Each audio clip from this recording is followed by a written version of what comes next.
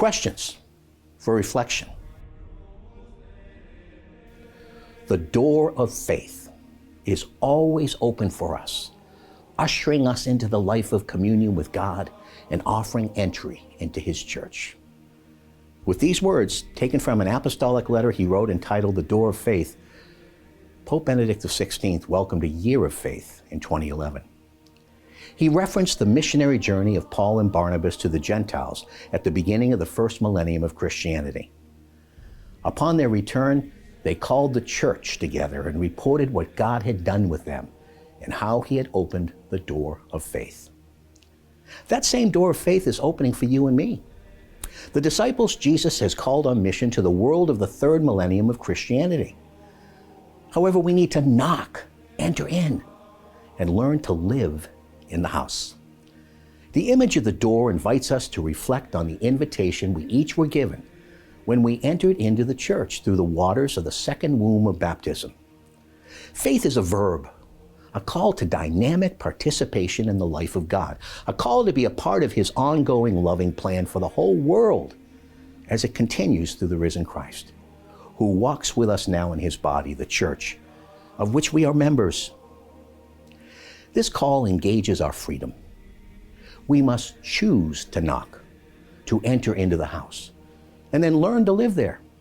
Jesus gives us the example of knocking on the door of the house of a friend in which the owner acts because of persistence. He then explains the relational context behind our own persistence in prayer. We are sons and daughters of His Father and our Father. And that's from John 20. Have we entered through the door of faith? In our responsorial psalm, we can join with David and cry out, "All your creatures shall thank you, Yahweh, and all your faithful shall bless you. They shall speak of the glory of your kingship and tell of your might, making known your mighty deeds to the children of Adam, the glory and majesty of your kingship." Do we speak of the glory of His kingship? Do we make known His mighty deeds? The Lord has moved in each of our lives. Stop for a moment today and reflect on those times when you have experienced answered prayer. When have you encountered the Lord powerfully moving in your life? If you have, share it. Give it away to others. Keep the song of the psalmist alive today. If you have not, today is the day. Just turn to Him and ask Him.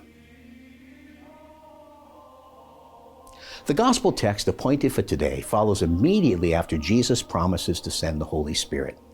Jesus promises His disciples, and remember that includes you and me, peace. But He explains that it is a peace the world cannot give. It's not an absence of conflict or struggle. That's a part of the life of discipleship. Rather, it's a relationship with Him which enables us to remain, even in the midst of struggle, serene and filled with living faith. We need more and more of the Holy Spirit. Let's be honest. Life is often difficult, painful, and filled with obstacles. Yes, even when you are praying, being as faithful as you can be, cooperating with grace, and really trying to believe in the Lord and all that He teaches through His church. Pain, failure, opposition, hardship, struggle, disappointment, all just seem to be a part of the program. The saints of old, such as St. Paul, grew so accustomed to difficulties they began to boast of them.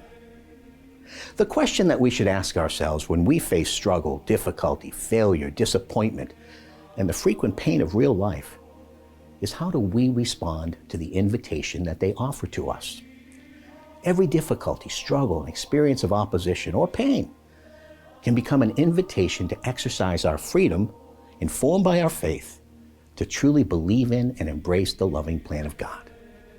To the man or woman who sincerely committed to following the Lord, embracing these experiences in the surrender of authentic discipleship can pave the path to holiness, form the raw material for continued conversion, and equip him or her more fully for the work of the gospel.